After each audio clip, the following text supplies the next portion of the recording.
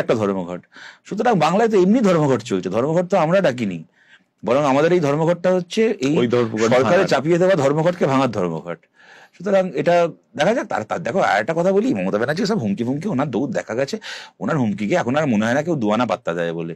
আমি একটা কথা খালি বলছি, এখানে 2011-এর গভর্নমেন্টে আসার পরে 2011-র আগে আমরা জানি তৃণমূল তৈরি হওয়ার পর থেকে 11 সালের 20শে মে ওরা শপথ নিল।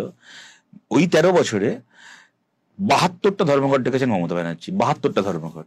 হ্যাঁ, সবাই তখন আর মাথায় উকুন হলেও উনি ধর্মঘট ডাকতেন। কিন্তু তারপরে যেটা হয়েছে, ক্ষমতা এসে ঘোষণা করলেন যে এবার থেকে কেউ ধর্মঘট করতে পারবে না, নাহলে সার্ভিস ব্রেক করবো, হ্যান করবো, ত্যান করবো। এবং সত্যি সত্যি প্রথম প্রথম একটা বড় অংশের মানুষ তাতে ভয় পেয়েছিল, স্বাভাবিক কথা।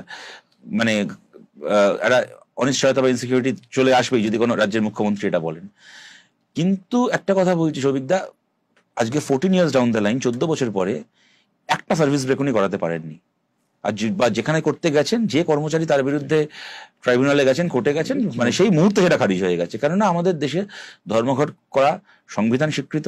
মমতা বন্দ্যোপাধ্যায় কেন, কারোর পিতৃপুরুষের ক্ষমতা নেই, কেউ ধর্মঘট করেছে বলে কোনো সরকারের ক্ষমতা নেই কারো সার্ভিস ব্রেক করা, কাউকে চাকরি থেকে তাড়ানো, ইত্যাদি ইত্যাদি ইত্যাদি।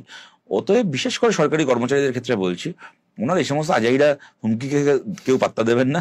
ওনার কিচ্ছু করার নেই। রাজনৈতিকভাবে আপনি যদি সমর্থন না করেন, আপনি করবেন না ধর্মঘট, সেটা তো আলাদা কথা। সে আমরা চেষ্টা করবো আপনার কাছে আমাদের কথাটাকে আরো গ্রহণযোগ্যভাবে উপস্থিত করার, বা আপনার জীবনের অভিজ্ঞতাও যদি কখনো আপনাকে কালকে বলে, আজ না বলুক কালকে যদি বলে যে ধর্মঘটটা ন্যায্য, আপনি থাকবেন আমাদের সঙ্গে লড়াই, সেটা অন্য কথা।